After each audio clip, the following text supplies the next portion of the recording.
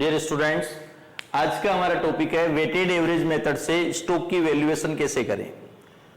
Weighted average सबसे simple method है। इसमें इशू रेट कैसे निकालें वो देखें।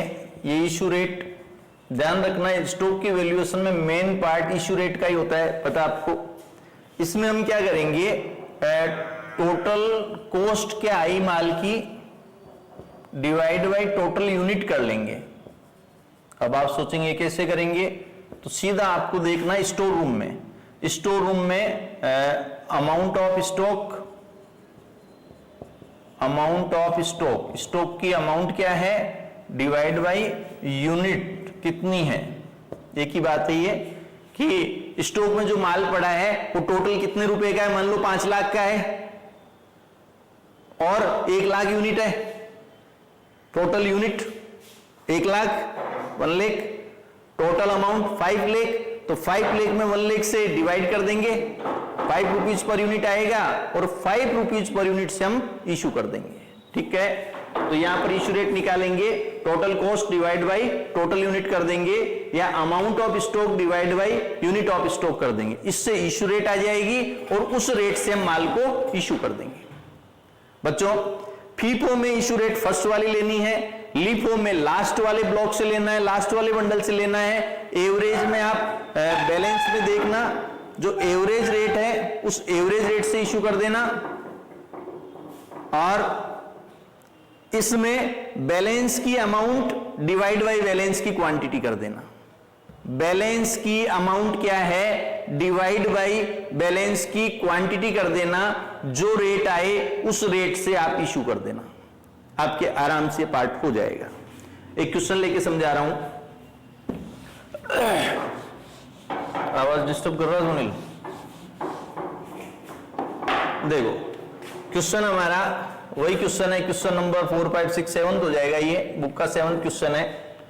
6000 यूनिट 12 रुपीज से परचेज की, 5000 यूनिट परचेज की आपने 14 से, फिर 3000 यूनिट आपने इशू कर दी, 500 फैक्ट्री से स्टोर के पास वापस आ गई 12 से, फिर 1250 आपने इशू कर दी, फिर हमने 3000 यूनिट परचेज की 13 से और 2500 फैक्ट्री को दे दी, इशू कर दी मतलब फैक्ट्री को दे दी। देखो रिसिप्ट की रेट हमें पता है, अगर इशू रेट हमें पता चल जाए तो अपने आप स्टॉक की वैल्यू हो जाएगी।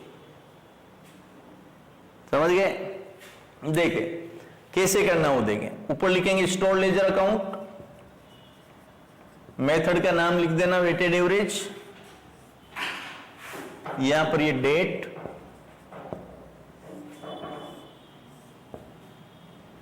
रिसिप्ट में क्वांटिटी, रेट और अमाउंट, इधर इशू, ये रिसिप्ट है, क्वांटिटी, रेट और अमाउंट, बैलेंस,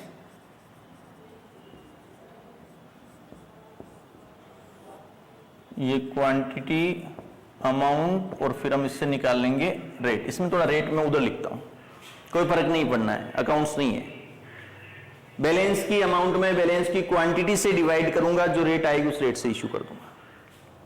ठीक है, यहां 6000 आपने परचेज की किस रेट से, 12 से, तो ये 72,000, 6000 यूनिट 12 रुपीज पर यूनिट से 72,000 यूनिट ये अमाउंट, यहां 6000 72,000, ये डिवाइड बाय ये 12। ठीक है, फिर हमने 5000 परचेज की 14 से, कितनी हो गई 70,000, 5000 यूनिट परचेज की 14 रुपीज पर यूनिट, मल्टीप्लाई कर दिया 70,000, मल्टीप्लाई करके बताऊं क्या? नहीं, ठीक है। अब यहां पर 6 और 5 11,000, देखो 6000 पहले थी, 5000 और आ गई। इमेजिन लो, आप खुद स्टोर कीपर बन के देखो, स्टोर रूम में पड़ी थी 6000 और अभी एक ट्रक आया जिसमें 5000 यूनिट और आ गई, तो 6 में 5 जोड़ दी 11,000 हो गई। 72,000 का माल पहले था, 70 का और आ गया, तो ये 1,42,000। ठीक है, समझ गए?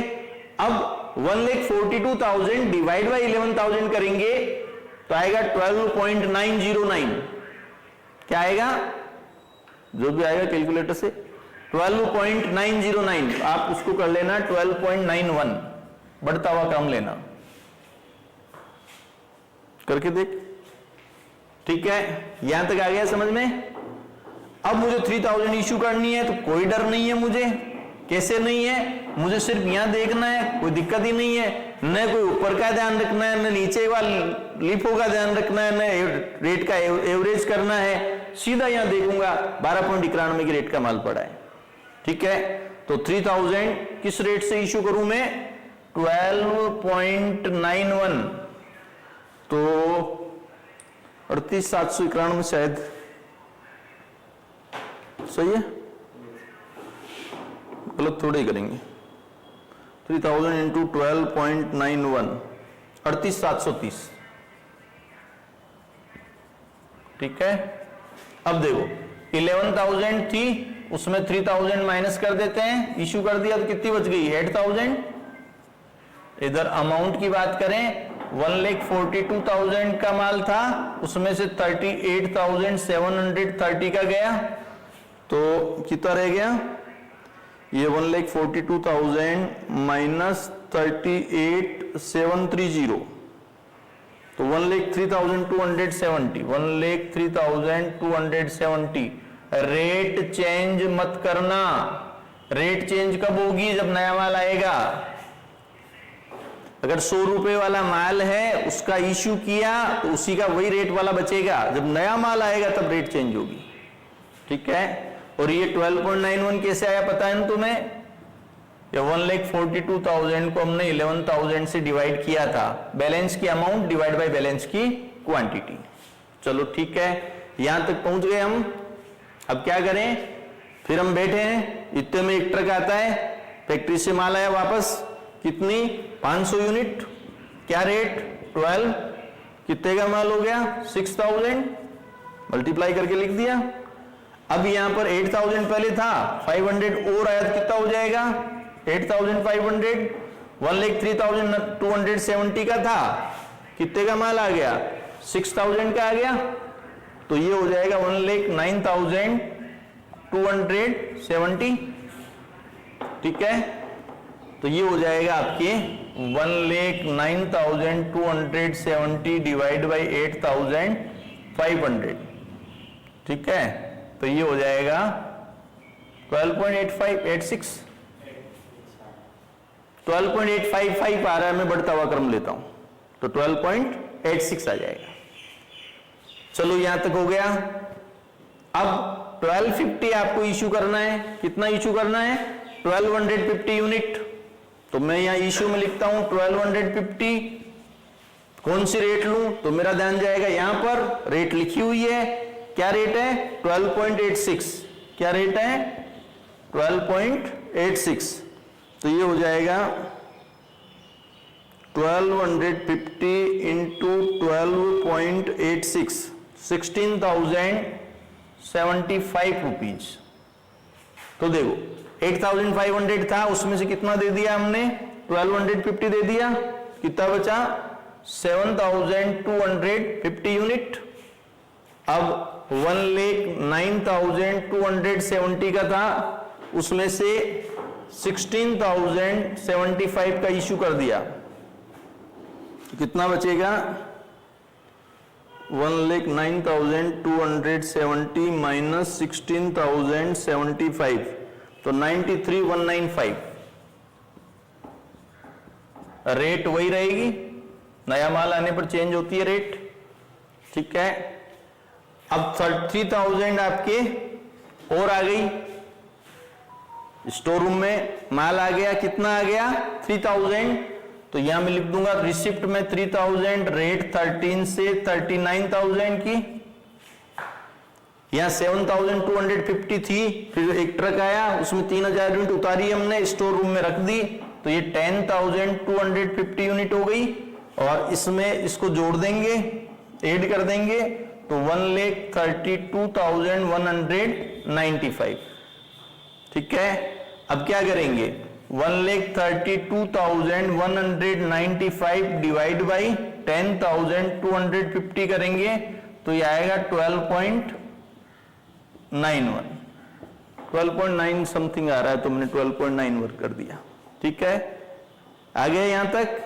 अब मुझे इश्यू करना है, तो मैं इश्यू कर रहा हूं 2500 यूनिट, देख लो लिखा हुआ है, मैं क्वेश्चन से ले रहा हूं। ठीक है, अब हम इश्यू कर देंगे 2500 इंटू 12.90, तो 32,250। ठीक है, अब इसमें से ये माइनस कर दो तो 7,750, और इसमें से ये माइनस करेंगे तो 99945 आना चाहिए शायद। देखो देखिए, 132,195 माइनस 32,250 तो 99,945, और रेट आपके 12.90। एक बार वापस समझना, वेटेड एवरेज सबसे सिंपल मेथड है। वेटेड एवरेज सबसे सिंपल क्यों है?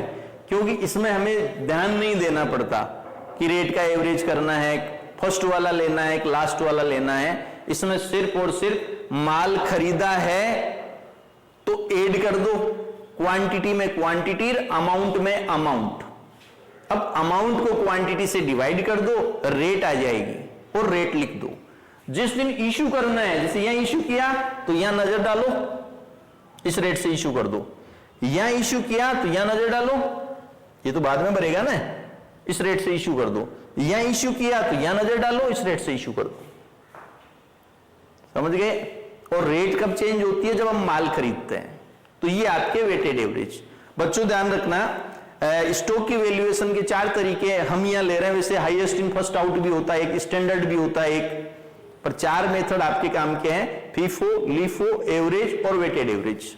इन चारों की मैंने आपको वीडियो बना दी है।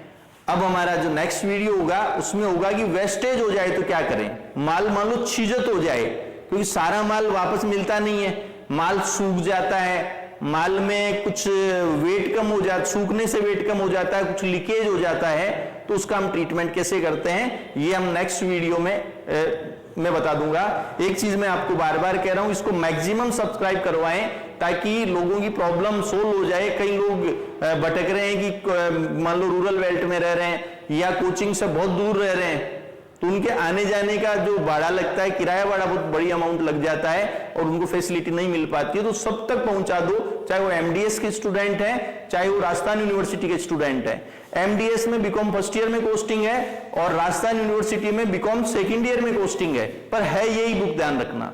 इसलिए सब तक इसको पहुंचा दो और सबका भला हो जाए एक तरह से। ठीक है, धन्यवाद।